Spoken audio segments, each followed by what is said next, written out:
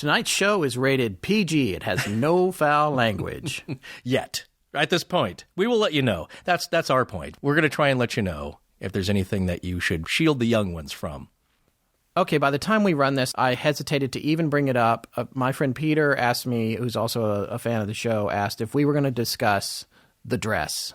Was that today? Today. Wow. Yes, see, it's very current to us, but it shouldn't It's current, but this show's not going up for 7 days. No, but that's pretty fast for us because we have a 2-week period where we had generate a new show. We had a lot of digging to do on this show. Yeah. So, which we did today. Yes, we did.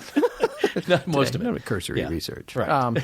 So seriously, though, this is the thing about the dress. If you haven't heard about the dress, I'm going to presume that most of our listeners have heard about the dress because just to be savvy enough to listen to a podcast, you probably knew about You're the probably dress. on the internets. Yes, this girl, this singer, I guess, I can't even remember from where. Australia or England. One of those two. Yeah. Careful.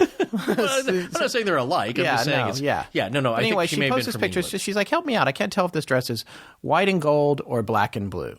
And well, her and her friends have been discussing it, too, because they had different opinions. Yes, they had different opinions, and it blew up the internet. Like, tens of millions of people got involved in this thing. And I saw some of it trending. I was, checking our Twitter out, and I was like, people were hashtagging the dress, and I was like, I was tired. I was like, I don't even care about this. So then this morning, I get up. I get the kid off to school. I'm sitting down. I'm wolfing down a little food. I'm flipping channels or whatever. The Today Show's on, and I see they decide to discuss. They're discussing the dress. Yeah. And this picture on the internet of this dress that some people think is blue and black, and some people think is white and gold. Right. Or gold and white, depending on how you look at it. Yeah. And so they had this whole thing about it. That's beside the point. The point is I went to look at it. I looked on the webpage. I saw the picture of the dress. It was very obviously blue and black to me. And I was like, I don't understand what the big deal is. And I was like, you know what? This is whatever. This is a passing thing. And by the time we run this show, which you'll have to tell us listeners, it may already be a dead issue. But the point is, tonight, Forrest comes over so we can record in the studio. Okay, so I come over and, Scott asks me if I've heard about this dress business. And it's like, well, no, I was on the internet today, didn't check out many websites, though. And we're discussing, hey, is this going to be a good topic? Is it going to be old news by the time this gets out? And I think what made an inkling to me that this might be worth talking about is that Scott shows me the picture and he goes like, well, obviously the dress is black and blue. And to me, no, it's obviously white and gold. Plain as day. I was like, what color? No, I think he's messing with me just to see like what my reaction would be. But no, he genuinely sees it and sees that it's black and blue. It was black and blue. I mean, I looked at it. It's black and blue. But that's okay. So that's unusual right there. Like, well, that's really interesting because it's not like, hey, butterscotch is delicious. No, it's not. Or it's okay. It's nothing that's kind of gray and based on personal preference. This is obvious. And they're not even similar. Is this orange or is this salmon? Like, no. These are not even close colors. So that's interesting right away. But then we're thinking like, still, I don't know. Maybe there's something else we can talk about. And I'm trying to do stuff around the house. So we're going to walk my dog because my wife is busy. So we go out and we take the dog for a walk. We're walking down the street. We go around the corner. This car parks at the neighbor's house, and this mom gets out, and these two girls get out who are, I guess, late teens. They come running over to us. They're like, excuse me, and they show Forrest the phone, and they're like, what color is this dress? And we're like, that's the first time. Yeah. No, it cemented that because they agree with Scott that it is black and blue. No. And the mother says, no, it's white and gold. So right there. Yeah. And that's what's so strange, I think, because there are other pictures on the website. Yeah, but when you look at the dress, the link's on our site. Yeah, there's other one. There's other. It was the Wired.com article about it. Right. Why is everyone seeing something different? That's right. And there's also we looked on Good Morning America. I think they or the Today Show. The Today Show did a segment on it. Yeah, and they had a girl in London wearing the dress. No, and it was black and blue. Yes, and I agree because when they have the other shots of her and live video, and she's being broadcast live from London, saying like, well, no, obviously you can see it. All right. Well, I agree. Okay, so now this is getting boring. Everyone knows that everyone is seeing the dress differently. The question is, what does this say? Why are we including this on an episode of Astonishing Legends? And because in a way, it plays into something we've talked about before, where people see different things, and you can't say what someone is seeing, and they can't tell you what they have seen. Right. And just because if they're in an environment where they're experiencing something very unusual, and like if we've been doing a lot of shows on ghosts lately, that's not all we're going to do, but particularly lately, and people say, did you see this? I heard, did you hear this? This just goes to show that your senses are about, as you said, Forrest, what'd you say? You see with... you see with your brain not with your eyes. It's like the camera on your cell phone. The little tiny lens is just accepting the light and focusing it onto a sensor. The sensor interprets the image of what, that puts it together so it's something you can see. So that's what's happening in your brain. Same kind of thing. I think the neuroscientist on the website just said that, well, that's kind of basically what's happening, is that we're all... Everyone's brain is different. A great segment of people are interpreting it differently. Well, and the other thing that's interesting to me about this, and, just to get a little bit fringe here, is that if it hadn't come up, everyone just sees it the way they see it and they accept it. Yeah. If you don't say anything. Because it's only going to look this way in this picture. If she buys the dress and she wears it out to a restaurant, it's going to look the color that it is that everyone's seeing. It was this particular picture and the way it was captured and the temperature of daylight and all that kind of stuff that contributed to this weird, perfect storm of it being able to be interpreted in different ways by people who looked at it. So it was this moment of, look, reality is different for half of humanity. Now, the Today Show did a poll, and they said that 67% of people saw it as white and gold. White and gold. Which you did, which puts me in the minority. 33%. Yeah, blue and black. Right. Yeah. But they're so different. That's what interests me, is that there's no gray area. Literally, there's no gray area. Anyway. Okay. That's enough about the dress. And as one website joked, there hasn't been this much discussion about a blue dress since Bill Clinton was in office. That's right.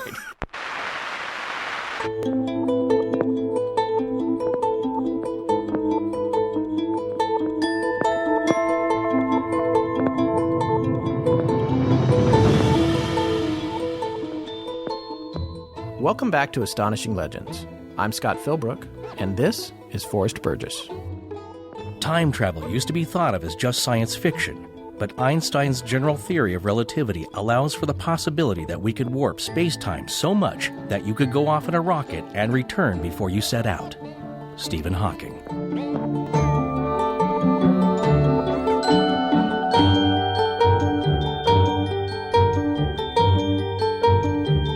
Okay, before we get started tonight, I just want to quickly give a shout-out to Leonard Nimoy, who died today as we're recording this. Again, it'll be 7 days later by the time you hear it, but today it's still very current in our minds, and you may have seen our tributes to him on Twitter and our Facebook page. I just want to say that his TV show, In Search Of, was an unforgettable show from our childhood. Yes. And, and we're dating ourselves a little bit here. I do want to quickly add I was very young when it was I was a little older, but sure. But I remember it clearly. No, you were old enough to understand what they were talking about. Yeah, it was amazing. It was amazing to me. I remember one about yogurt being alive, and I was like, what? I'm eating it. It's alive. And so delicious. Yeah, exactly. And fruit on the bottom. Between In Search Of and later Unsolved Mysteries, the format of our show would probably be an unsolved mystery itself if we didn't have those models. Yeah. So we have to give our deference to Mr. Nimoy and Robert Stack, who are both gone and have left a tremendous void to fill. So if you know anybody you'd like to fill that void, please contact our agents. Who was... Wait, we don't have agents. Not yet, but we're taking considerations. Right. So thank you. It's one of those things where if it's something you've never heard about and you just found it was so cool, you were really thankful, you know what I'm saying? Because you didn't hear that anywhere else. We just want to say Mr. Nimoy is going to be sorely missed, and our condolences go out to his immediate friends and family. Just a true icon. Not only was his character Spock, of course, that he made famous, but that carried on into believability and rationality in a sense that you carried over those principles from his character on the show. Again, a very comforting presence. Yes. May your journey be free of incident, Mr. Nimoy. Okay, so you want to hear something interesting? Yes. 228 days from the release of this episode, Marty McFly is set to join us in the year 2015. Now, prior to his arrival, it's been a very bad year for the regular 2015 Marty. His boss, Flea, from the Red Hot Chili Peppers, has talked him into taking a bad deal that winds up getting him fired. Moral of this movie? Avoid Flea when time traveling. But he lives in my neighborhood, so it's kind of hard. Does he really? Yeah, he's.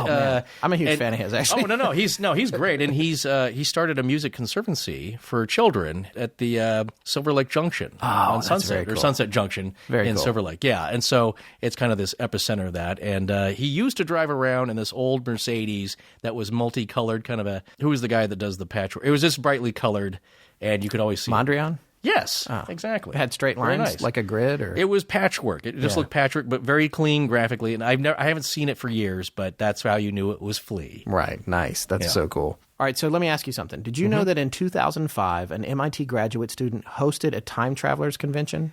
You know what? That sounds vaguely. He got a lot of publicity. Yeah, I remember like a very brief news blip because that's all they're going to devote time to. But I think, I kind of heard about that. Yeah, I mean, he went from announcing it and he was asking students to put slips, hide them in old, unused library books that told when the party was. Yeah. And the theory was that if anybody could time travel, they're going to come back to this party. Right. So they had this huge get together. And 5 days after he started the announcement, it was in the New York Times. Yeah. So it's not hard to find in our world timeline, Yes. which is going to come up again tonight. Right. So how many time travelers came to the party?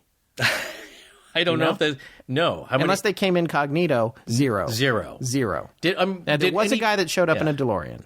There was. Yeah, but he was just that sounds like something you would do. Yeah, if you had you would rent the quite DeLorean that just for the day. nerdy. Not quite no, that but nerdy. You know what I'm saying? Like that's kind of sad because I would expect regular people to show up. Well, I'm sorry, was it exclusive to time travelers? Oh no, there were a lot of people there, and he had arranged for chips and salsa. That's and a right. couple of bands. Yeah. But so there were people having a good time there, right? Yeah, when he was good. hoping too that word would get out that the party was fun, and again, if people might come back to the party. What you're saying, though, is that nobody showed up and announced themselves or claimed to be a time traveler, but other people showed up and ate the chips and salsa and the libations. And listened to music. Okay. Well, there you go. But the theory is this should have been an easy mark to hit. You know, I mean, and people argue about time travel. Some people say that, well, you have to specify the geographic location. Because, like, if you think about, like, in Back to the Future, I mean, you're getting into we're going down all kinds of rabbit holes tonight. We have not even We do not have, as you know, physics degrees. We're just going to talk about this. We're going to, Casually, yes. So, and Mr. Neil deGrasse Tyson, if you hear this one and you want to call in and make some corrections, please do call us. Cursory conversation. So, but the bottom line is this. There's some people that say that if you do time travel, like in Back to the Future, it worked because they were in the car, they were driving in a specific geographic location that they stayed in the car when they made the jump, I guess. Whereas some people say that if you're time traveling, or more importantly, what more people seem to be interested in is writing a book or a movie about time traveling. Yeah, right. Does the Earth have to be in its exact same place in its orbital path and rotation? Because if you make this jump, you're going to appear either the Earth is on the halfway around the sun and you're in empty space and you're dead, or you land in the middle of the Pacific Ocean, or your machine is materialized inside a Jamba Juice. Yeah, You know what I'm saying? You have to. That was one interesting thing in that movie with Guy Pearce. He had to find a place to stash the time machine, so it's not like, oh, we tore that building down and your time machine is now at a junkyard. You have to have a secure location. Is that what you're getting at? You have to have. Yeah, it has to be constant. You need a constant. Yeah, and I'm not going to lie. Right. I've enjoyed creative writing and short fictional writing, and in the past, I actually pursued writing a time thing myself. All right, so I guess I am that much of a nerd. Yeah, but it's it's hard to do. Yeah, and in my story, my idea was that they did have to know where the Earth was on the day and the time.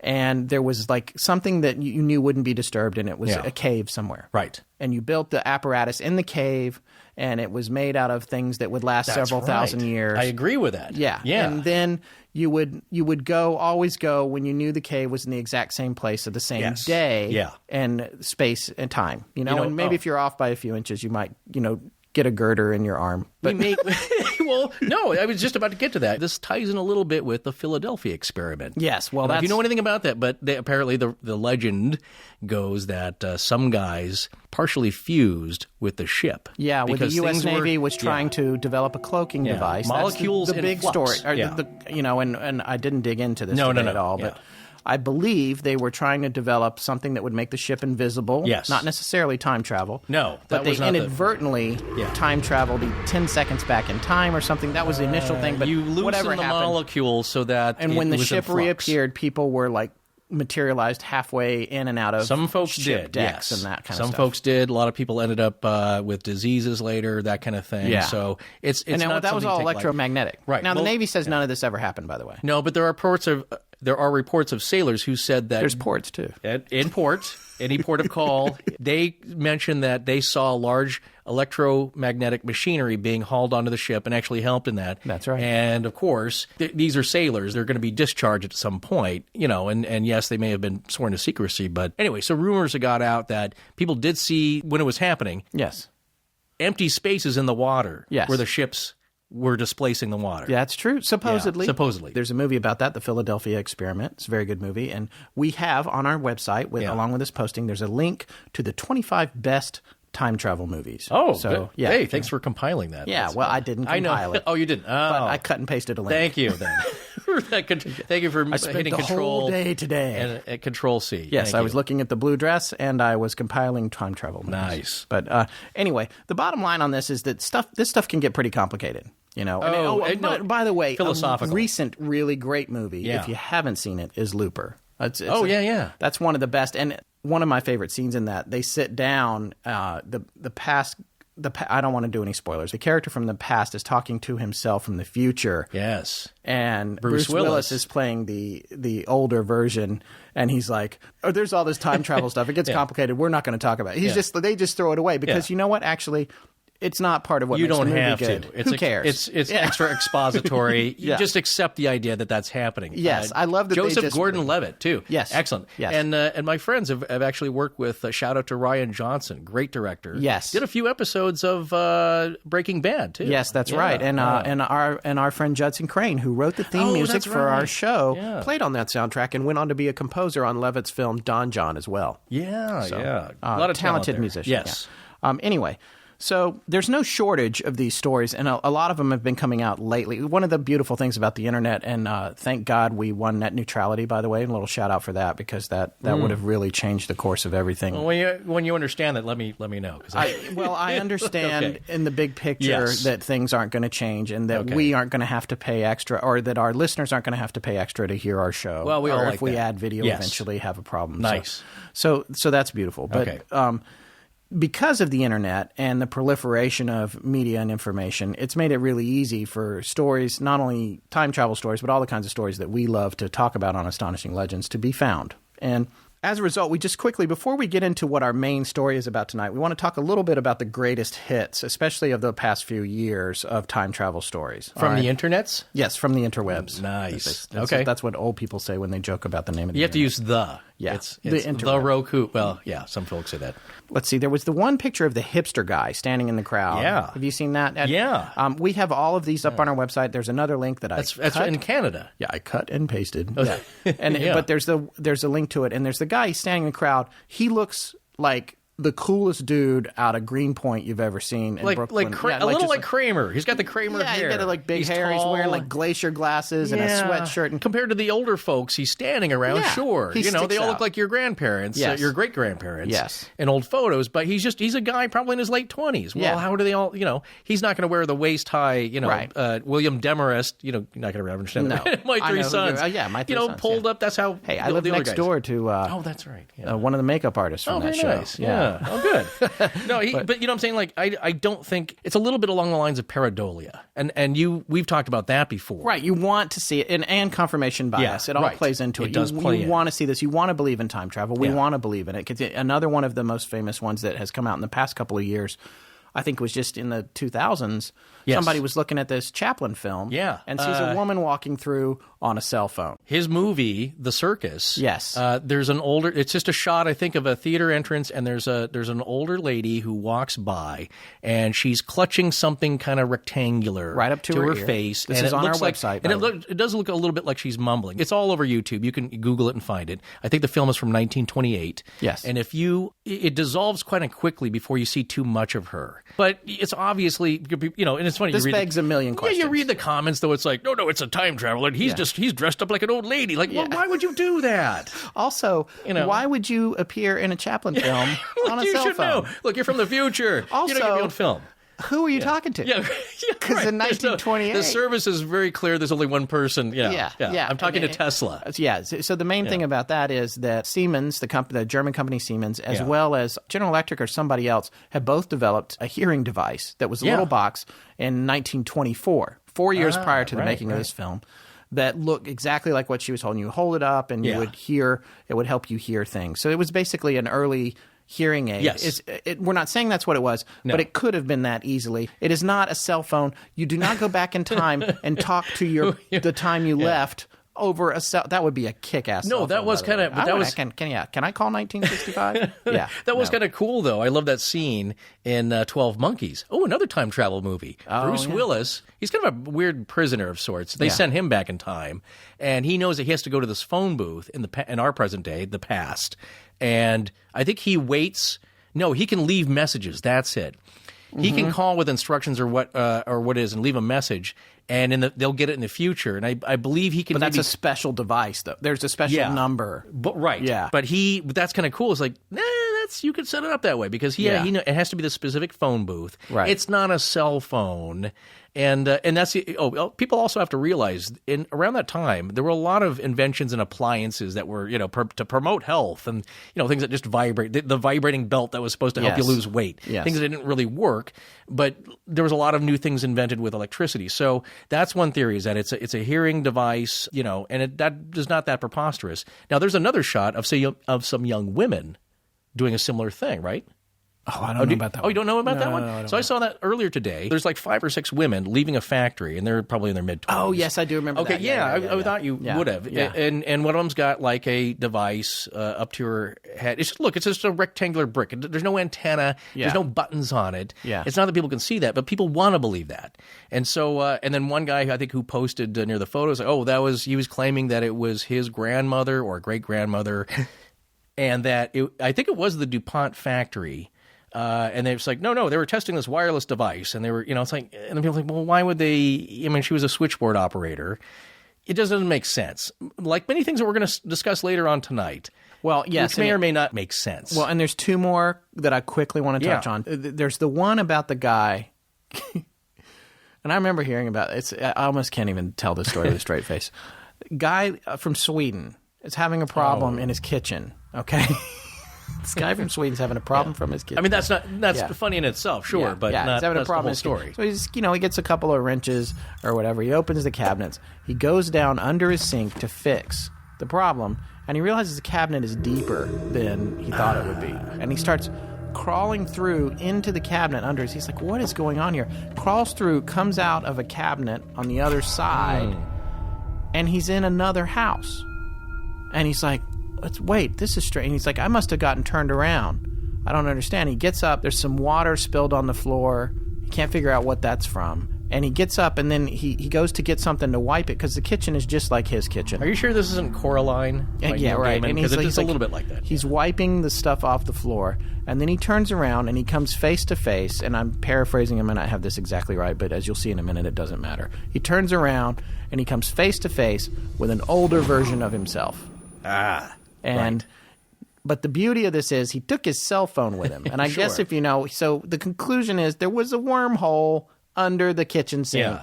He goes through, and I guess you can go through wormholes, your organic matter, your clothes, your cell phone. It's all going to work. And he takes a video of this man on the other side who he says is an older version of him. Yeah. And he shows a tattoo. The same tribal tattoo on the forearm. Super cliche tribal tattoo on their forearms. Well, let's not judge his tattoos. Come on. It's he's from a different time. Look, I've got ink. I can say what I want. Now, it's a cliche but he's tattoo. a 70-year-old guy with a tribal tattoo that a 20-year-old would be wearing. Yeah, well, so there's a lot of problems with this story for me. I mean, I'm not even going to mention the obvious ones. Well, he's got a sink problem that apparently, pervades dimensions. Yes, so. but then the other one is that, the tattoo for me on the old man was not nearly as faded as it should have been for as old as it was. Right. And like I said, source, I have tattoos. Yeah, inks are better these days. They already need touch-ups. Right. Yeah, but I'm just saying. Yeah. So there's that. Then the other big problem is that later it was a pronounced hoax by a pension company. They did it on purpose. Yeah. They led us all on. It was a Norwegian pension company. Yeah. Which is interesting. You know what, Our last show was on Norway. That's right. Not that there's really any connection. Other than if there's something really terrible about media, you can usually blame advertising. And we worked. I got to be careful. No. I've got a background.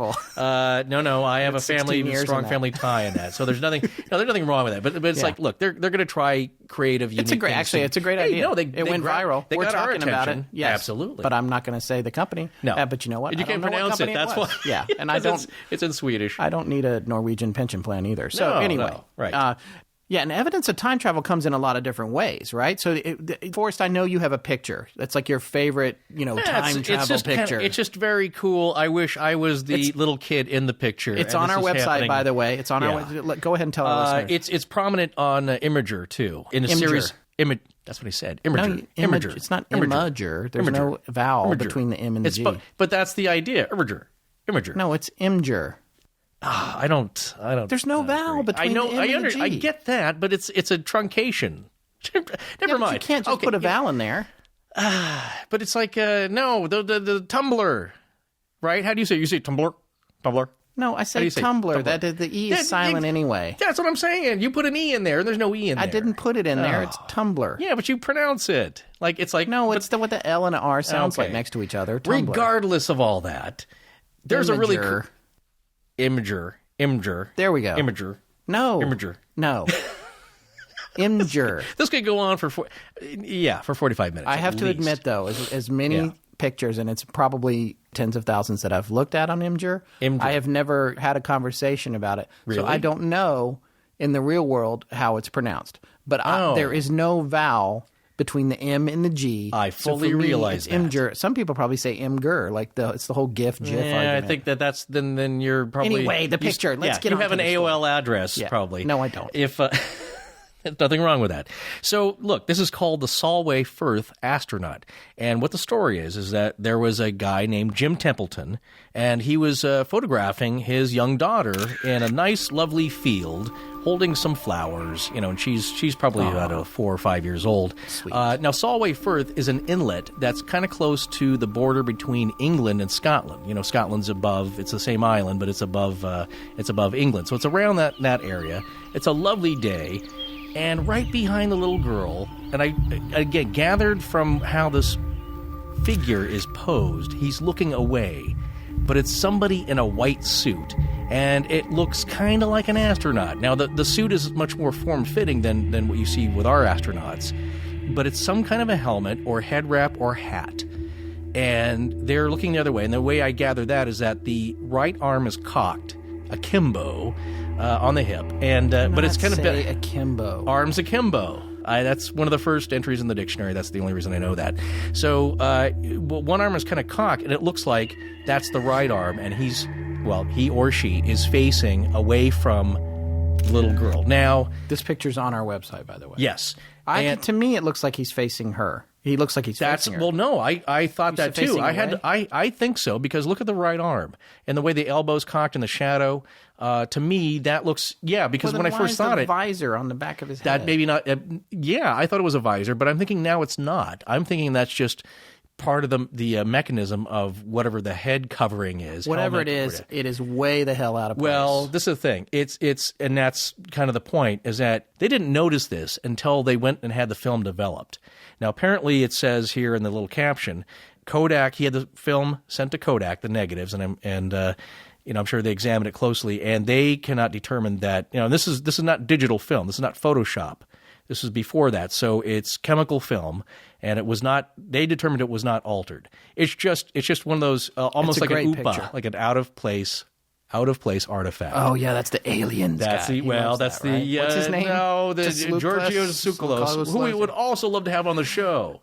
Yes, we would. Yeah, he's awesome. Aliens. That's the meme. Yes, that's the meme. Anyway, we have this picture on our website. It is truly amazing. It kind of goes. If you're going to believe that it's not a hoax or a forgery, which the story on it, and also it's like if you're going to hoax something, this would be a weird choice to make. It's a very strange, not in a family photo. Yeah, it's just it's a weird confluence of items, people. Yes. And the point though is that things are punching through into this dimension or overlapping, or it's kind of like the idea of folded space. You ever heard of that? It's kind of you have 2 points in a plane, you fold it together where they meet. So now what was that book? There was a book I read.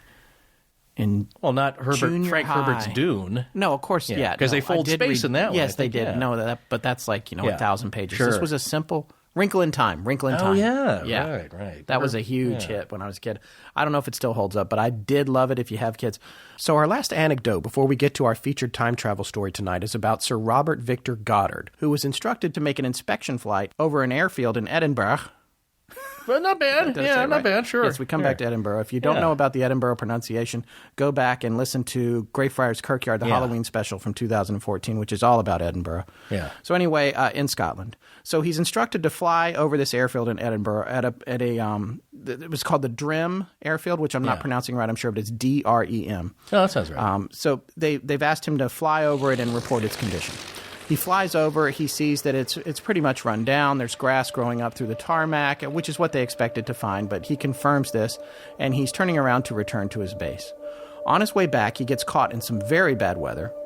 Always a storm. Yeah, lots of rain, all this stuff. The Final Countdown. He's having some issues. Yes, the Final Countdown, yes. Look it up, kids. Yeah, good movie. And he's, well, maybe not a good movie, but entertaining. Entertaining. And also my son's favorite song by Europe. Two different things, but yes, anyway. Okay. So anyway, he's caught in this storm, and this reminds me a little bit of electronic fog, actually. Look it up if you're interested, but we will be doing a story on it. But anyway, he gets caught in this bad storm, and he's become a little disoriented, but he remembers where the airfield is at Edinburgh, so he decides he's going to try to get back to that just so he can get his bearings. Yeah. So he turns around, he's flying back towards the airfield, and as he's getting closer to it, the weather clears from rainy, horrible, horrific storm weather to perfectly sunny, idyllic Wizard of Oz weather. So, right, he's coming back now. He's looking down at the field again as he's trying to get his bearings, and he sees that it's in excellent condition. The tarmac is perfect, and not only that, there are planes all up and down the field, and they're yellow, and all the personnel working on the planes and moving about and going in and out of the hangars are wearing blue uniforms or blue coveralls. And this is strange to him because in addition to this, he sees some planes that he recognizes, but there specifically was one plane that he couldn't identify. He had never seen it before. Now, this man was an air marshal. Yeah. Not the kind that fly on the planes in plain clothes today. No, not that guy. He was like a high-ranking officer. He's going to know what an airplane looks like. So it's a really strange thing. And he's like, I don't, whatever, but I've got my bearings. I'm going back. So he returns back to his base, and he lands, and he's like, everything looked great. There were these yellow planes. I don't understand. He filed an official report. And no one really knows what happened, but he's obviously a reputable source. Yeah. 4 years later, the RAF changed the colors of all their planes to yellow and instituted blue uniforms and coveralls for all their men in the field. 4 years later. Wow. And not based on his recommendation. Yeah, and maybe they did. Maybe they heard his story and they're like, well, that sounds bloody delightful. Yeah, let's get Victor. Yeah. But, no, this is the point being is this is a trusted observer, as you would hear in court, a trained and trusted observer. He knows what planes look like, and who knows, could be a time slip, which also happens quite a bit. I wonder if they saw him. I thought that too. When you hear that story, it's like, did they look up? Did they wave? Did they interact? I don't know. There's a strange old biplane. That story in itself could be an episode of the show. If we can get some more research on it, maybe we'll do that. We'll see. Because I really like that one. Let's move on to the main story we wanted to cover tonight, which is the story of John Titor. Yeah, and is that even? Do we even know that's how you pronounce his name? Is it Titor? We don't really know. It's not his real name. I say Titor. Yes, it was a pseudonym that he chose so he could post some messages on Art Bell's BBS way back in the day, which BBS stands for Bulletin Board Service. This predated the internet, as most of our listeners will know it. Back in the early days, the internet had no pictures. Well, it didn't even have web addresses. It took 20 minutes to download one with your phone modem. Yes, you had to do the phone modem, and you went to these bulletin boards, which was a lot like a hot tub in a seedy part of town. Yeah. And you never knew what you were going to get. Yeah. Put messages up, and people shared things. And, it was even more anonymous than it is now. The surprising thing is that there were actually less trolls around back then than there are now. Yeah, somehow the anonymity still allows trolls to be around. Well, now everybody's got a computer. Yeah, exactly. So. Yeah. But the long and short of it is that this man, John Titor, appeared on these bulletin boards at Art Bell's website. Now, well, for the show Coast to Coast. Yes, Coast to. A lot of our listeners probably don't know who Art Bell is, or might. I shouldn't say probably don't. Some will be like, "Oh yeah, he's the king." Yeah. Other people are going to be like, "I have no idea." Art Bell hosted a show called Coast to Coast, which is still on the air. Art has retired, and now it is hosted by a gentleman named George Norrie. And the show is just—it's kind of it's still huge. Yeah, it's the Valhalla of this kind of discussion, but it's an AM radio show. Yeah, and at night, usually in markets from 10 to 2 a.m. 10 to 2 a.m., and it's like 4 hours long, and man, they get into some stuff. And if you like going down the rabbit hole with us, you go over to that show, it's going to take you to a whole nother level. Very interesting guests. Yes. And they have a long track record and great history, and I think at the time... famous stories. The story where the guy like calls in from the airplane as he's flying into Area 51 and like disappears off the phone call. Yes. And so... Of course, there's probably some loopiness or whatever, but as crazy as that sounds, both Art and now George are very grounded hosts. It's not, even though the topics can trend towards fringy, it's not a silly show by any means. No. Art's website's still active and current and relevant.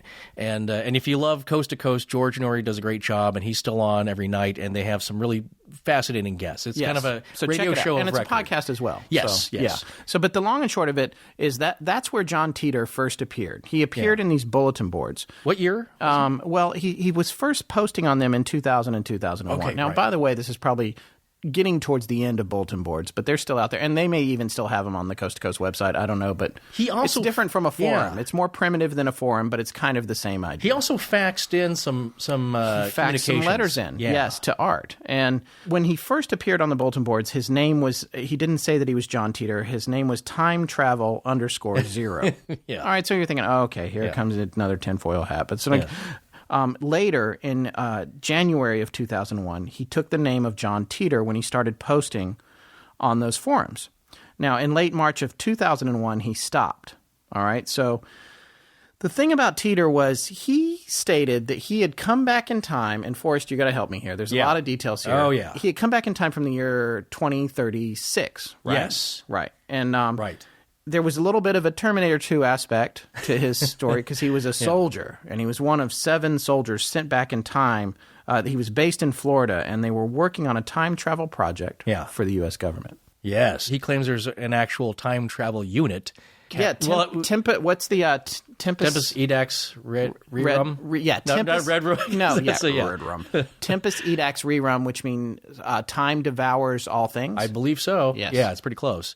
But it's an established unit. He's posted a picture of the patch that he wears. Yes, military patch. Now, if there's a patch, you know it's real. Yeah, well, it's kind of cool. I mean, there's some... nothing's better than a cool military patch. Well, no, there's a lot of the folks in the military create what they call morale patches, which are funny and goofy things that, boost their morale, and they're kind of silly, but not official. There's also, I've never understood that. You're in this weird clandestine unit, right? But you have a patch. Well, no, There's always thinking, like you're at Starbucks. It's like, what's that mean? Nothing. But that's the thing. Anybody else is not going to know what it means. Yeah. And the great things about these patches is that they're imbued with a lot of symbolism. Right. And if you know what it means, there's a great website, a Danger Room. Wired's Danger Room has a collection of those. Yeah. And some of them are really kind of fun and freaky. Well, let me ask you this. With the Titor patch, do you know anything about the symbolism in it? Because it's got these elliptical lines that sort of intersect. From what I've read, it's supposed to kind of demonstrate a little bit of the schematics of the because it all has to do with, don't want to get too involved here, but micro singularities, which is kind of the mechanism, the physics mechanism by which he accomplishes time travel. Well, just quick question. Yeah. Isn't a singularity by definition micro? I mean, what's a micro singularity? A gravitational singularity. Now, folks, this is just doing some cursory research early hours. Tells me not to say it. He's saying no, because I use it with exactness, and I just don't throw it out there like Scott does for a laugh. It's way different. Yeah, but from what I've read, you can have a gravitational singularity, cosmic size, and this is now you start getting into what black holes are. Oh, okay, okay. Yeah. You know what I'm saying? So cosmic versus this is exactly. It's in my pocket. It's the same principle. Versus Orion's belt. Yes, the 3 stars. Yeah. You're right, exactly. So what you're doing though, and I'll briefly explain this so you can kind of get where, because this is the thing about John Titor. He knew if he's faking it, he knew enough, and he'd read enough books, which is not hard. You can get enough books on physics for the layman, or maybe you majored in college in physics, and he knows enough that he sounds just enough credibility to make people wonder, which is the great thing about this, whether it's a hoax or not. That's what makes it a great story. Sure, which is what we love on this show.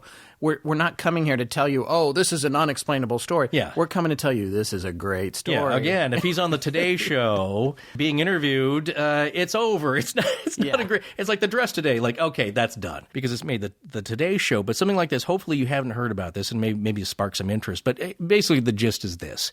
So the idea is that one way to achieve time travel is the use of a black hole, but not the regular kind, not the big kind, because the idea is that if it were a singular black hole, like a collapsed neutron star, you would be crushed. And there's a great explanation by one of our other favorite folks, Neil deGrasse Tyson. He explains like what probably would happen to your body and your spaceship were you to go into one. It's like going into a trash compactor. Okay, so now you took a celestial object the size of our sun, and now it's the size of the island of Manhattan. So it's a huge amount of density and heat and crushing energy. Light can't even escape. However, there's another theory about black holes called a Kerr, or a... K-E-R-R. K-E-R-R. Well, in the South, we say car. That's car. Car. No, I didn't say car. We I do said it now. car. Never mind. It's fine. Okay. It's fine. So there's a whole chain of drugstores called car drugs. Oh. In the South. K-E-R-R. Yes. Okay. It's car drugs. There you go. In North Carolina. Well, they may be gone, and they're probably all CVS's. Well, this gentleman was a mathematician, I believe from New Zealand, and in 1963. No, I don't know how they say it there. That's what I'm saying. You could be spot on. Yeah. So he proposed this theory of like, well, what if you had a black hole of circling neutron stars? So it was kind of and they're rotating. So this thing's spinning now. Basically, the way I kind of understood, and it's kind of hard to understand. It's more cylindrical. Yes, you have a hole in the middle, maybe. So basically, it's called a ring black hole or a ring singularity.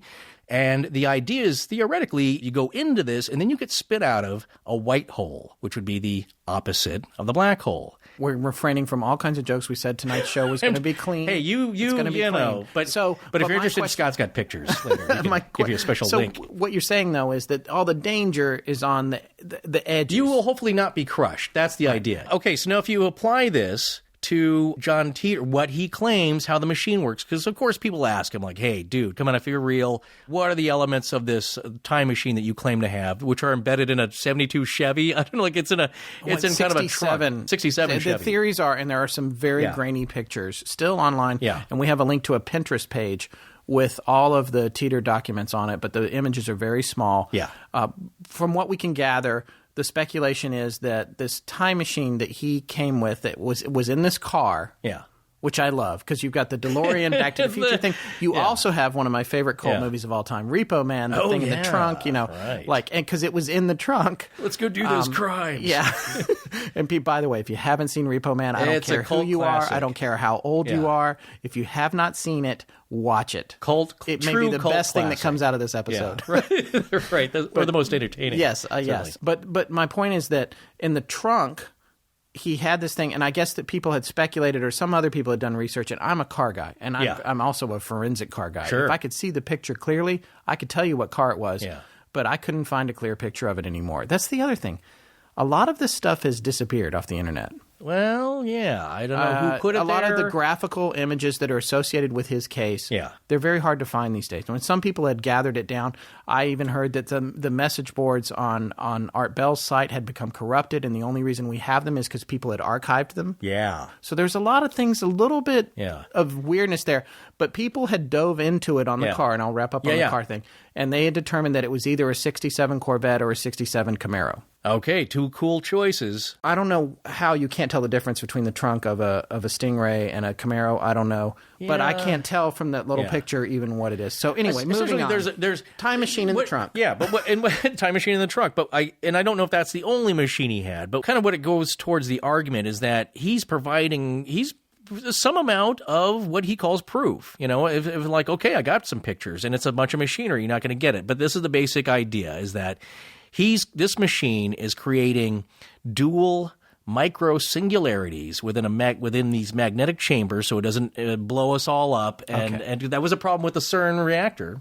Yes, and I just want to go really quickly, and I want to say, if you don't understand physics, which I do not. No, and Forrest doesn't. Neither one of us does. Yeah. But a little bit, sure. Forrest actually does a really great job of explaining how the C204 Yes. Time or the newer machine. model, the 206. There's not. Is there a newer model? I thought he said they were working on one that was faster. I think I read that. Oh, somewhere. okay. Yeah. If you look online, you look up John Titor. By the way, that's Titor. If you're listening and you want to be Googling stuff while you're listening.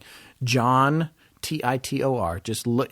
You don't even have to put time travel or anything. Just look his name up. It's going to come back. That because is the guess main what? There's no website. history of the name Titor. Oh, you checked. No, I'm going to check right now. Okay. Hang on one second. And we're back. I just went to Ancestry.com. There are a few John Titors on Ancestry. that are real. They're real. Yeah. They're real. They all lived in the late 1800s and the early 1900s, the ones that I could find. There was a man named John Titor who died sometime in 1914, lived in Chester, Delaware, and then also in Pennsylvania. And another one who was born July 22nd, 1891 in Russia and lived in Belmont, Ohio, and eventually died in Belmont, Ohio. And that's based on his World War I draft registration card, which those are filled out by hand. I know because there's a few of those in my family tree that I've seen. They're very cool. Now, did the name die out? It's not completely dead, but apologies to you, Michael. But there is a Michael J. Titor, I think, living in Connecticut somewhere right now. Okay, all right. As we speak. So it's possibly a real. It is a real name, It's and a real name. you know it's important to point that out because on some of the forums and message boards that we've been looking at when we were researching this story, there were more than a few people like that is such a made up name. You know, and well, it's no, like, everyone's got an opinion of something not being real. you have to put a name in to make an entry on Yes. Art Bell's bulletin boards back in the day. And on a lot of websites, you still have to register. So anyway, let's get back to your explanation of how the time just machine works. All right, so very just quickly, briefly. Yeah. there's the tube. So, the danger is what on you're the doing, edges. you're going down the middle. creating a wormhole, and we've all heard that in science fiction. So it's something that it's black hole related, and not even current physics research can totally tell you what that is with all certainty. So, but basically, you're creating a black hole that you're going to travel into where you won't be crushed, and you can pop out the other side in a white hole or some other time. So what he's I doing, would still take like some oxygen, maybe some water, I don't know, a backpack, take. crackers. A first aid kit, some road flares. Just, you don't know what you're going to encounter. Well, I haven't seen the movie yet, but Scott loves Interstellar. I'm a huge fan of Interstellar. Okay. Well, we'll probably talk I'm about not that going to make any another time. spoilers Okay. about it, but if you like tonight's show, watch Interstellar. Is it similar themes or it touches on similar things where you in the way they travel? I'm not going to spoil Okay, it. all right, fine. Huh? So You anyway, guys like that? yes, Do you like back it? to- I didn't spoil it. Back to what's going on in his Chevy. So he's creating a tiny wormhole that they can control. And by controlling the top spin on these things, and they're doing things like injecting electrons onto the surface of this mass. So basically, they're controlling how far into the past or future to go. It's like a very complicated case of putting the English on a pool ball. A little bit, like two pool balls rotating, and you're going to travel in between them Right and not down get the pinched. center axis. Yeah, that's a kind of a good analogy. You're not going to travel directly into the pool ball. You're going to travel into the space between the two rotating balls that you're controlling the spin and the gravitational mass on a very tiny level. But still, that's what he's claiming allows him to go into the past. You know, by the way, that's how Bad English got named. Their band. What? Yeah, well, they were playing pool. And the it guy spun. made a bad shot. And the ball went Like- the wrong way, and he was like, dude, that's some bad English. And they were like, that's it. Well, there you go. I mean, that may be apocryphal, but that's what I've read. Oh, I'll take it. I'll accept that. Anyway, Sure. so we're going down the tube. Yeah. So basically, that's how he claims that this machine works. And there's It's other a micro-singularity. dual circling microsingularities is the basic principle. Now, this is the thing. It's all theoretical at this point. It's hard to For prove or us, it disprove. is. For him, he used it to get here. Well, that's what he claims. Or maybe he just got in a Corvette. Chevy and drove to the postal fax place, Yes. and bought a birthday card and sent this fax to Art Bell. All right. We don't really know. But anyway, my point is that he read up enough on this that these are existing ideas. Now, it's all fringe. A lot of it's theoretical. It's quantum physics, quantum mechanics. These are complicated ideas. However, he gives himself the out in that, like, hey, I'm not a physicist. I'm a soldier. Yeah, I was sent. I don't know how the plane works. I can't build the plane. I can fly the plane. Don't ask Jean-Claude Van Damme and Time Cop to explain how it happens. He just knows that Ron Silver cannot touch himself. Yes. See, we're trying. As these come up, and I'm remembering, I'm trying to throw in every time travel related movie I can think of. Yes, but we'll see how far we get. Oh, by the way, along those lines, I don't know if it's going to come up organically or not, but if you like movies, we always talk about movies, and it's because who we are. And yes, right now we both live in Hollywood, and whatever. Yeah, it's kind of our field, though. Yeah, sure. You actually studied. I did at a lauded institution. Impressive. Well, thank you. Yeah. But it was film history and criticism. Right. Kind of veered away from that, but I love having that knowledge where I can impress people at cocktail It's parties. amazing, and I have that degree in communications, which is different. That's but, right. We both have a film history background, but just quickly with the sci-fi movie recommendations, specifically as they relate to time travel, I'm going to give a shout out to Primer, which was an independent movie. The guys, they had no money, and a lot of times that is the birth of creativity right there. Yeah, you gotta, it is an amazing gotta rely on story. film, Primer. If you haven't seen it, find it. It might be on Netflix. You're whatever. gonna probably have to see it a few times, but because it's meaty. Yes. The ideas are meaty because again, anything with time travel and what happens. And How do you deal with the paradoxes? Well, he's all that breaking stuff? some rules. No, One, we're not. Don't tell the movie. Nobody wants. No, to hear not the movie. I'm talking about John Titor. He's breaking some rules, and yes. hey, everybody, I'm a time traveler. Like, wait a minute, is that the rule 1? Do not tell people. Yeah, rule like 2. Time Do Traveler refer to Club. rule 1. Do not tell people you're a time traveler. That ruins the whole gag. Yeah. Because there's the very real idea that you don't affect the past. Like, I accidentally killed my grandfather. Like, well, that, and then you're like Marty McFly, and you're disappearing from the photo. Or worse yet, I am my grandfather. Oh, wait. I don't know what's happened. I don't know, but I'm not sure I want to think about that have too to change the closely. rating. Okay, let's move on. Exactly. So the question was, why did he come from 2036 to both the year apparently 1975 and the year 2000? Right? Yes, that's right. Or I'm not even sure. Was he there that whole time in between? Or did he come back and forth? No, I would take 2 trips. It's kind of like we're not sure. I would, and we're just go going to admit back. that we're not sure. But the bottom line is, according to some people, he went to 1975 and he also went to 2000. That's going to be important for the following reason. And get ready for this. He came in search of a specific computer because he needed this computer to solve a problem that they were having in the future. And you think, oh, okay, what a big deal. Yeah. Well, it turns out when you drill down on this, it really is a rabbit hole, as we like to say. On our Tumblr page. Terminating John Connor was a much easier task than what he was faced with. So he came back for an IBM 5100. Now, the IBM 5100, if you take a look at it, we have fans of all different age brackets, and we know that. Some people are going to look at me like, oh, yes, I remember that. And other people are going to look at it and be like, what's IBM? Yeah, what is that? What is IBM? Yeah, so I have to go to the bathroom? Yeah, I don't know. right. But they're going to look at it, and what they're going to see is it was almost the first portable computer. It was beat out by just a few months by the Altair 8800 or something like that. Right. So the IBM 5100, though, had a secret. It had something apparently inside that was not advertised to the general public. That is right. It had a processing power that enabled it to emulate and debug problems between a couple of different programming languages.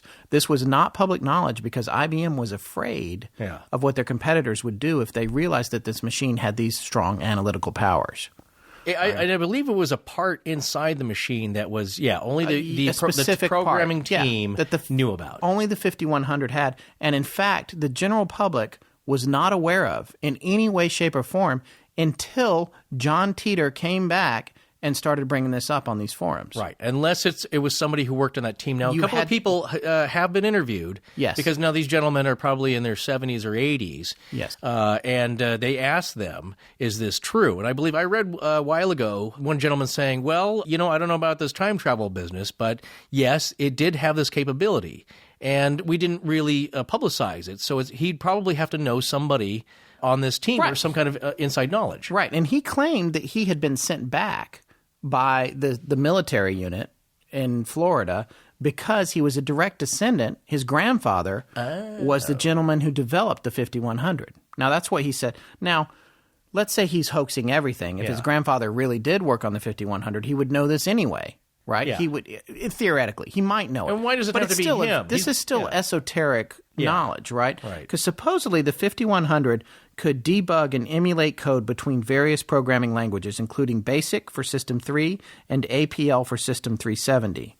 Now, this is the thing I want to say about IBM security, and we read some stuff during our research for this show. I read some stuff where an IBM programmer specifically, and there's no way to check his credentials. Just going to say that right now. But there was a thread that we found on Above Top Secret, which is a great website. We follow them on Twitter as well. There was a thread on there where the guy was like, well, you know what? I've worked at IBM for 27 years. Right. And this is true. The 5100 does this. That said, it wasn't just a handful of people that knew about it. It was common knowledge inside the corporation. Yes. So it could have been any IBM employee. Right. Also, and this guy further went on, he wasn't in full debunking mode, but he's close. He was just like, if I'm coming from the future, why would I come back for this thing when I could just build it again in the future? It's well documented. That was a big point. A very big point. You don't need that machine, but you have the information to recreate its functionality. You can just build it, in an afternoon, A-team style, right? Well, he said 6 months, I It think. shoots cabbage, whatever. Right. But like the point is that like this thing, it's not impossible to remake. Now, the counterpoint to that is that John Titor, and we haven't mentioned this yet, but he basically said he was coming from a post-apocalyptic world, and this knowledge was hard to come by. Yeah. And this data was hard to come by, and we're going to get back again to the reason that he needed the 5100, and this is my special little section of tonight's show. Go ahead, my please. Research on this. The theory is that he came back for the 5100 because it had this part and because it did this thing. Now, I'm going to tell a little side story about the security at IBM. My family is mostly from North Carolina. Yes, I was born outside of Death Valley, but I only lived there till I was like 1 or 2. Yeah. And then my parents divorced when I was like 2. And I lived in Denver till I was 8 or 9, and then from that point forward, I lived in North Carolina with my mom. And my parents are still friendly, so I don't want any of our listeners to worry. Everything is good as far as a divorce goes. And he's mostly normal. Yeah. Everybody. Okay. Oh, you mean me? Yeah, kind of. Thank you. That's very nice. But my family is mostly from North Carolina, and actually, if you go back to my grandfather, who was an important figure in my life. He's from Wilmington, North Carolina. Last name Brinkley. As a matter of fact, David Brinkley, the newscaster, was my great uncle. That's right. He was my grandfather's father's brother. Also from Wilmington, North Carolina. Clinton is a bore. Come on. That was his worst That was hilarious. Moment. No, worse. That was so funny. Yeah, David Brinkley sort of famously just can't do that. kind of lost his mind. You don't have to use any of this, but you know what? No, I don't say. You know what? He just spoke his mind. Hey, you know what? He was originally David Brinkley staked his career on a news show that he had that was something that came on as an answer to a TV show that Jesse Helms did. Jesse Helms was an ultra-conservative North Carolina politician. And, I'm not going to say anything that will get me in trouble about it, but I'm proud of what David Brinkley did as part of the Huntley-Brinkley Hour. And, a lot of famous broadcasters came out of North Carolina besides Mr. Brinkley. Also, Edward R. Murrow, one of the most famous broadcasters of all time, was from North Carolina, from Greensboro. Yeah. Anyway, all that aside, my family is from down at the beach, and as a result, they have had a cottage at the beach for over, at this point, 75 years. Now, back when this happened, it was probably 50 years, 60 years. I can't remember. Time is all a blur. But I went down to that place with some family members. We all would share this beach cottage down at the beach in Curie Beach, North Carolina, pronounced Curie, but like Madame Curie, but spelled K-U-R-E. We went down there with my mom and some friends of the family, one of whom worked at IBM. And this house was originally 3 blocks from the beach. After Hurricane Hazel in the 50s, it was 2 blocks from the beach.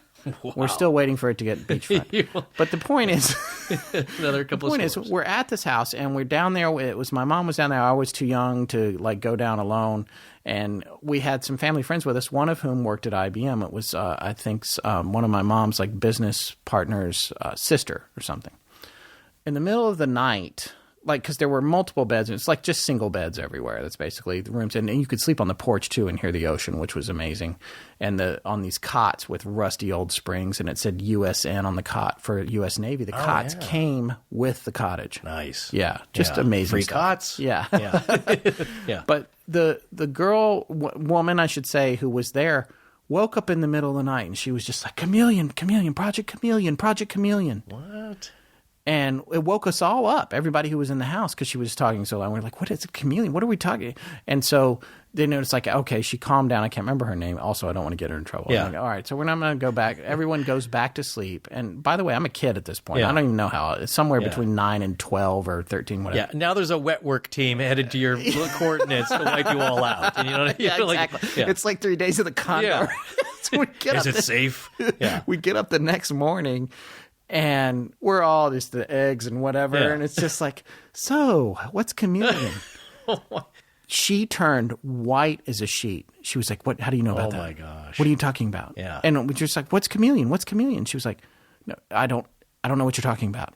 and she like left the room. Now her sister was down there too. Her sister was the one who was my mom's business associate, and so her sister goes and talks to her, and apparently comes back and is like, "That's a secret project at IBM." Oh my goodness! And she couldn't believe that she spoke of it in her sleep.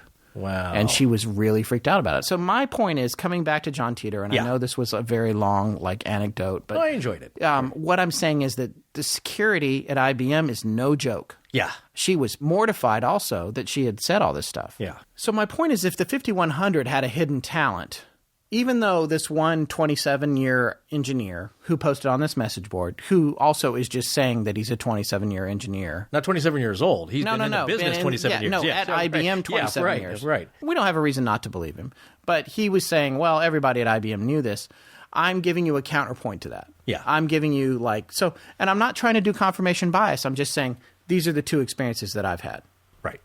So he came back for this machine that could solve these problems, that had specific, they could emulate. And our listeners, I'm sure, are using all different kinds of computers. But for me, one of the comparisons is anybody that has a Mac and has ever used Boot Camp to run the PC, to do a PC emulation on your Mac. It's the same kind of thing. I have a Mac. I don't want a PC, but I need to run the PC version of Microsoft Word right now so I can test this or that or the other. That's what emulation is all about. Or when you steal some code and you try to trick your computer into pretending it's a Nintendo 64 or whatever, that's emulation. Yeah. And this machine had the ability to emulate between these two languages that were specific to computing languages in the 70s when it came out in 1975, but more importantly, specific to language that was pertinent to Unix. Yes. And Unix is a big deal. Unix is like, well, that's the piston and the cylinder in the internal combustion engine. Runs a lot of stuff. Still around. Yeah. And Unix is particularly popular in what we call embedded systems. And what that means is you have Unix code in these little tiny sort of microsystems, coming back to micro singularities and micro whatever, where it's a chip, it's a chipset or some code that basically tells a larger system that's mechanical or electrical in nature how to behave. Yeah. These are instructions you'll never see or need to access. Right, but they're part of the reason your car is so effing cool. Yeah. And I'm paying attention to our rating. Sure. Effing? Is it okay to say effing? Yeah. That's a guy. Yeah. but they really are. But when you look at your anti-lock brakes or your all-wheel drive system or inertial GPS systems in airplanes, these have embedded systems in them. When your Porsche needs to start up on a cold morning and figure out the air-fuel mixture, all that stuff, they have embedded systems, and Unix is a part of that. The problem is Unix has an integer problem. And I'm not going to get super deep into this, but the bottom line is that it's a lot like the Y2K thing. It's pretty much the in its own version. Yes. That's a good way to explain it and understand it. Exactly. And guess what the trigger point for this problem is? This Unix-based problem in all our cars, all our airplanes, and other larger systems, like full-blown, like giant systems that AT&T is using to secretly control the world. Your ice maker. Yeah. The year that this becomes a problem? 2038. 2038. Yeah. Well, in the year 2038 is when these numbers fill up. And I believe shout out to Conan O'Brien, by the way. I love that segment. One of the best segments of all time. And La Bamba. La Bamba would do the falsetto. Amazing. Yeah, a lot of fun. Look it up. In the year 2000. Look it up. Great sketch. Great jokes, yeah.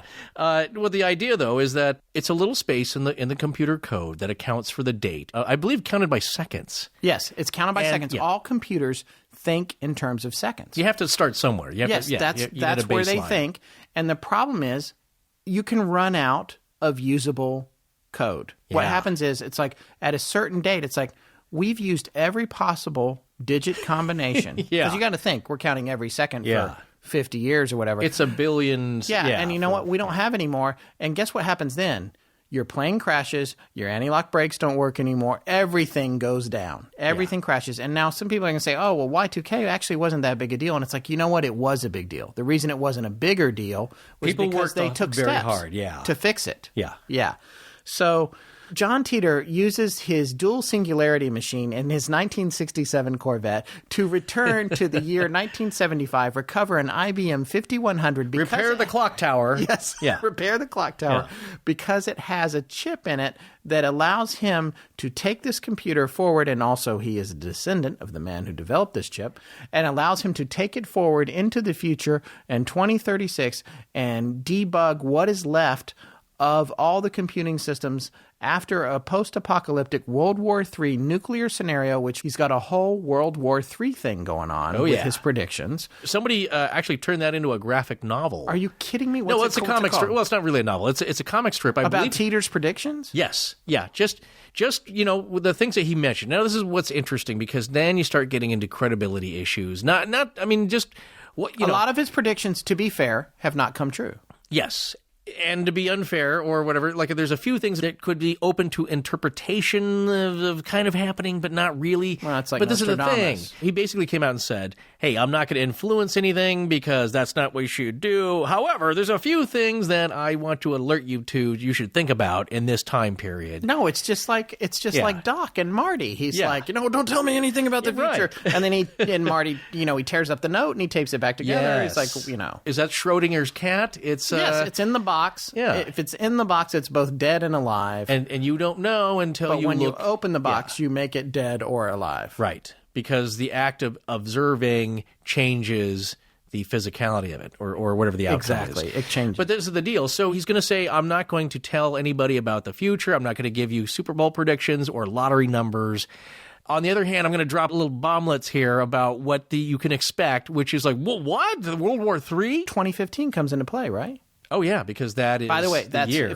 For our listeners who aren't aware, it is currently 2015. Yes, at the time of this recording, which we're well into the year. Which hopefully will live on long after we're gone. But he also claimed that, in 2005 would be the start of a civil war, the inklings of a civil war in the United States.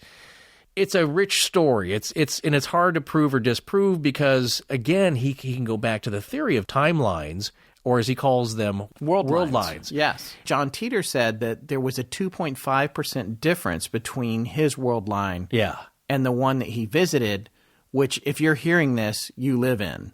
You are part of ours. Yeah, you're part of ours. Yeah. Yeah, and so the 2.5% variance would account for it. Now, of course, that's super convenient because it also accounts for bad predictions. Yeah. Supposedly, John Titor became attached to some people that he knew. That's rule 3, by the way, in the Time Traveler. Do not become attached. Do not become attached. Right. Yeah, and the one website where all of his comments are compiled is johntitor.com. And there's a gentleman named Oliver who he doesn't make any claims on it. He just has taken every instance that he could find. Yes, and it's an aggregate site. So he's taken everything where it's mentioned and kind of put it in a chronological order.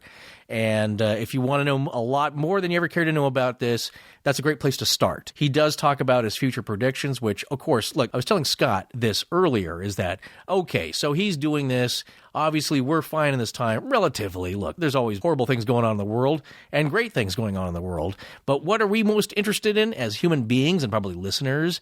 Why do people go to psychics and fortune tellers? Because they want to know what happens in the future. How am I going to turn out? What's going to happen? Who's going to win the Super Bowl next year? This is the thing. The 5100, that was secret esoteric knowledge. According to an IBM insider, and this is somebody who might just be a troll and a message board, but with 27 years of experience inside IBM, and who I think probably actually is pretty believable. Yeah. It was common knowledge inside the corporation that the 5100 had the ability to do this. Now, so if you're saying that inside the corporation of IBM, everyone knew the 5100 could do it, even though it wasn't public knowledge until the year 2000 when John Titor brought it up, you're still talking about thousands of employees, which means if it's a hoax, there's a pretty big pool of people that could do it. It's not impossible to find this out. It's not impossible. Yeah. And also this person who, if they're perpetrating a hoax, they're highly educated. They have a more than rudimentary understanding of physics. They've read some books and they've taken notes. Theories on time travel. Theoretical physics, sure. And every comment they've made on every forum, and along with Art Bell on the bulletin boards, and also they faxed stuff into Art Bell, And if you want to dive down this rabbit hole again, just go to the Art Bell's website. Just Google John Titor, Art Bell, just whatever. It's all going to come up. Trust me, it is one of the most enduring time travel stories in modern times. You and I always talk about The Perfect Criminal. You and I joke about like, oh, well, this guy's doing this. And why didn't he get away with it? It's like Thomas Crown affair. You know what? Thomas Crown, brilliant, rich, smart. Yeah. People that steal stuff, not so much. Right.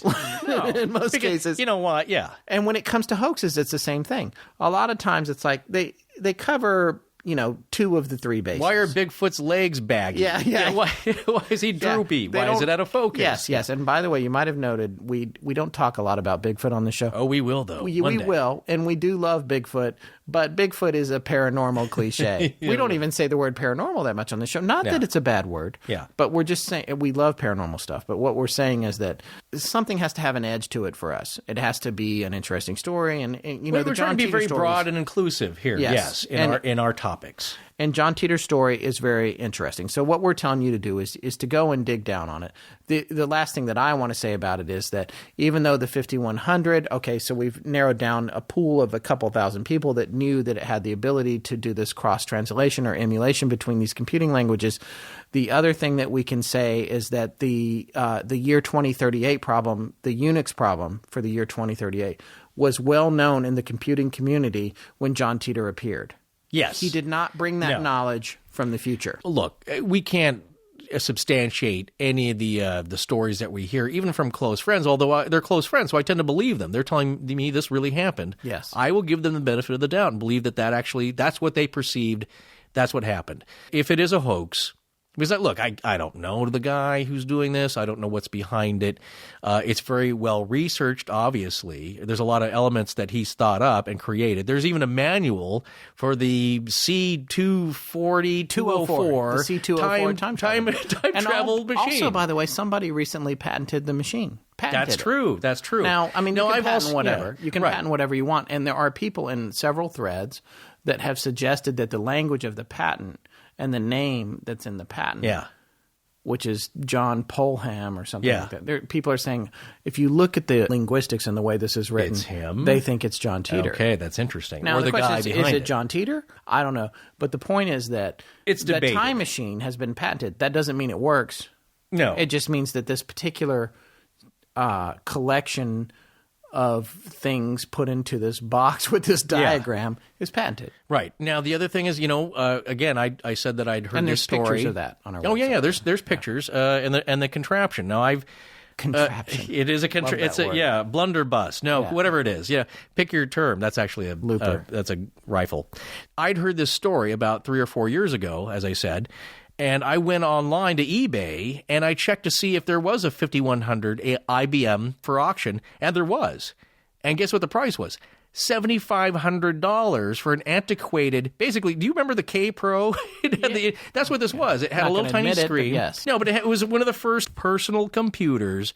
That wasn't the size of a. It was like a briefcase. My dad had one. It was like a briefcase. Yeah, it wasn't like your dorm refrigerator. You snapped the lid off. Yeah, right. Which had a keyboard in it. Yeah. And then inside there was a little screen. There's a little screen you could put in the 5 1/4 floppies. It was an integrated machine meant for home use, which you could run probably some simple programs on. And so that was the purpose of the machine. But I looked it up, and there was one for auction, which had the manual and all that. But eventually I kept, I checked back, and it was gone finally. The worst parts of what he said was that in 2015, World War III would start. And also, John Titor had a political bent. Yeah, that's kind of what I gathered. Which is going to, for me, of all the evidence, there's a lot of scientists that say his knowledge of physics and time travel and all of that is cursory. I was about to say that. Yes. Very good. So it takes one to know one. Yeah. All right. So I'm just saying. It's just enough to present the ideas, but he leaves himself out not to have to explain them too well. Because he's a soldier. He's not a physicist, as he would say. His messages across all the things that he posted, there was some a little bit of weird stuff there. Well, there are definitely running themes with his. Again, he said, "I'm not going to tell you what the future's like. That's not really my job or responsible. But here are a few things you can look out for." That's kind of like the general. He brings up gays in the military. What else does he talk about? Well, people ask him, is like, hey, is there a cure for AIDS or cancer? And, said the AIDS are working on the cancer. They're making advances in the research, but definitely the way he talks, there are ideas of the future that are of a particular bent. And if I had to categorize them, I would say it's a little bit libertarian. He says the start of this happened in 2005 with growing unrest and Waco-type incidences that build and build until there's basically a civil war that happens. Okay, so this is not a rosy picture that he's painting leading up to our present year here. Civil war in the United States versus there's also an apocalyptic war. Oh, yes. He suggests, he's now, yes. And by the way, you guys are going to be like, why didn't you bring this up earlier? He suggests that Russia attacks not the U.S. citizens, but the U.S. government. Okay, here's where we get into his bent. Yeah. So apparently, he's saying the problem that Russia has is with the U.S. government, not the U.S. people. There's also unrest says he says China retakes Taiwan. Yes. He says other things too. We become Russia's. I'm not even going to get into. It's way. Yeah, you start getting into fringe territory, and look, we're not. We have no political views. Nothing that we're pushing. We're not pushing John Titor because he has political views. We're honestly pushing it because it's an interesting story. It is one of the most interesting time travel stories that has come up in the past couple of decades. He's definitely created a world for himself. The other interesting story, by the way, is the guy that won big in the stock market and then claimed he was a time traveler and then vanished. Oh, well, that was Carlson, but he was Carlssin or Ian. I'm almost positive he was proven to be a hoax. Okay, that's a great story though, and also that's in that link that we have on our website. In summation, you got to wonder why is somebody doing this? God, I know it's like look, I'm episode 3 of a 4-hour series, as we always say. But why do this? I mean, yes, there is some people like to do hoaxes just for the notoriety, but he's being anonymous. So it's not like the guys who have got a Bigfoot carcass and they find out, yes, you've hoaxed this and now you've been fired because your job doesn't allow that kind of thing. So why are you doing this? Well, the only thing that I could really glean from reading all of this stuff is that he's trying to introduce some ideas about government, about family, about how life is better in the future.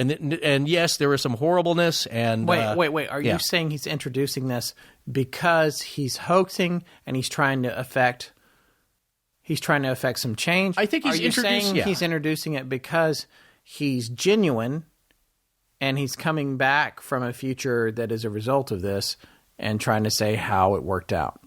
Well, say that there's only two. If it's true, if he is a real time traveler and he's breaking some rules 1 through 5. For the record, I don't believe that time travel works. I love this story, and we tell this because we like stories like this. I personally am saying right now on the air on our show that I think this was a hoax. Yes. Yeah. But I still think it's a great story. It was very well executed. Like any good story of fiction, a world is created that you can briefly involve yourself with. There's a lot of time that went into that. I'll applaud that.